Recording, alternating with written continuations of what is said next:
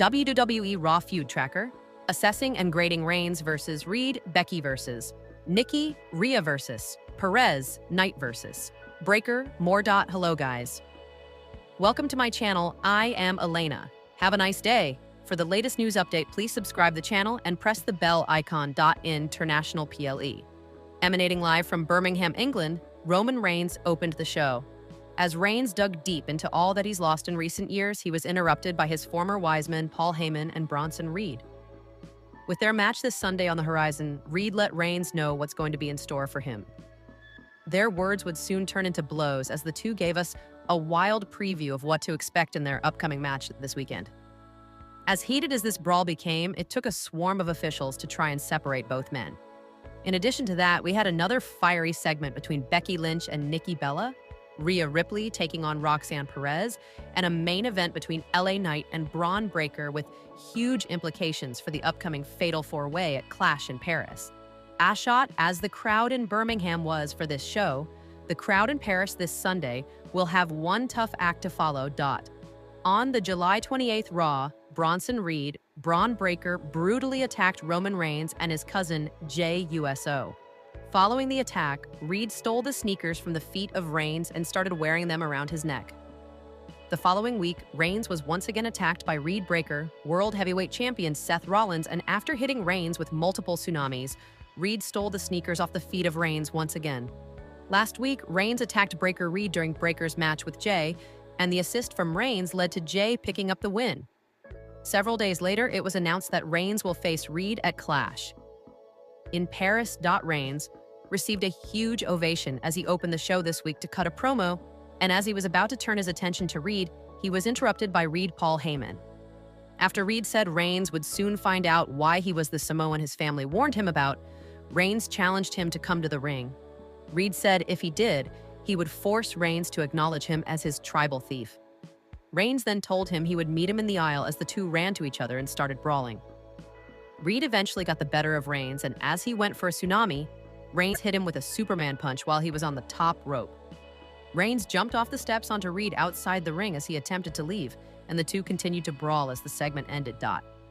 With a lively crowd combined with the back-and-forth promo and the wild brawl after, this was one hot way to start the show. No matter what city it is, the reactions for Reigns from the audience are second to none.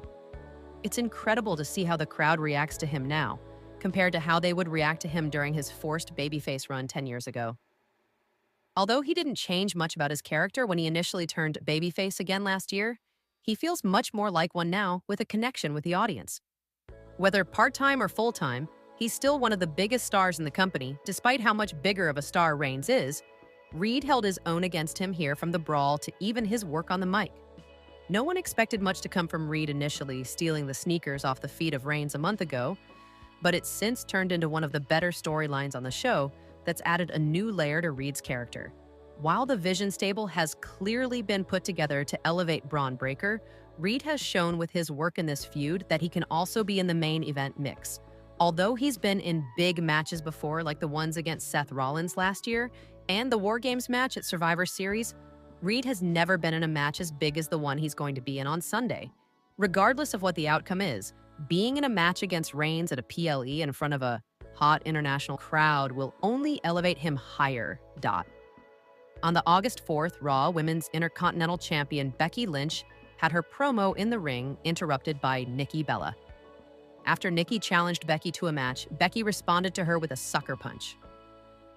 Last week, Becky successfully defended her title against Natalya, but after the match, she attacked Natalya and Maxine Dupree. As she had Maxine trapped in the disarmor, Nikki came out to confront her. Gaining revenge for what happened weeks earlier, Nikki laid out Becky with a Rack Attack 2.0. This week, Becky was in the ring cutting a promo on the city of Birmingham before she was once again interrupted by Nikki. As Nikki once again challenged her to a match, Becky said she wasn't going to give a shot to just anyone and referred to Nikki as Broke Neck Barbie. Nikki then told her that she may be a champion, but she's another C word, and that C word is a coward. A fired-up Becky then agreed to face Nikki for her title at Clash in Paris instead of Birmingham, as she said the only good thing that ever came out of Birmingham died a month ago. Becky once again attempted a cheap shot at Nikki that she countered this time, and as Nikki went for a rack attack to .0, Becky escaped . So far, this feud has turned out much better than many expected it to. Every segment they've been involved in together so far has delivered, with this one arguably being the best. This recent heel run Becky's been on has really clicked, and it really showed with her mic work here. She really let the city of Birmingham have it in this promo, with the line about Ozzy Osbourne hitting the hardest. While some may complain that that line went too far, it accomplished what it needed to in putting heat on her. Even though Becky and Nikki are set to face each other on Sunday, it doesn't feel like this feud is going to end just yet. Considering the star power of both of them and the fact that the match was literally just added to the show, it would be too soon to end their feud now. There's still a lot that they could get out of this, and extending the feud for another month or so wouldn't be a bad idea. With that being said, their match on Sunday will likely not have a clean finish. As disappointing as that will be, it's a necessary evil to extend the feud and set up an eventual rematch. Last week, Io Sky defeated Raquel Rodriguez despite constant interference from Roxanne Perez at ringside. After the match, Raquel Perez attacked Io until Rhea Ripley came to her rescue. Backstage afterwards, Asuka confronted Io over Rhea coming out to help her after Io had told her Kairi Sane earlier that she didn't need their help. After Io stormed off, Asuka told Rhea to stay out of their business. This week, Io told Rhea that it would be best for them to have distance from each other, and as hugged at the end of the conversation, Asuka Kairi could be seen in the background. Later in the night, Rhea went one-on-one with Perez in a match where Perez took out Rhea with a suicide dive while she was distracted by Raquel outside the ring. Perez continued to build momentum with a Hurricane Rana and a knee to the back of Rhea's head for a near fall. Rhea recovered with a razor's edge and later countered a Russian leg sweep attempt with the Riptide for the win. Raquel Perez attacked Rhea after the match until Io came out to help her fight them both off. Later backstage, after Rhea thanked Io for coming to her rescue, an angry Asuka Kairi confronted Io as Asuka told Io to stop talking to Rhea. This issue between Io and Asuka just keeps getting better and better. The segment where Io hugged Rhea, while you could see Asuka Kairi watching in the background, was very well shot. After being gone for a year, this is something interesting for Asuka to sink her teeth into. That's opening the door for an eventual first-time match with Io. After what happened here, it feels as if we're going to see Asuka Kairi officially turn on Io as early as next week. Either that will happen, or they're going to attack Rhea, and that's going to force Io to take Rhea's side.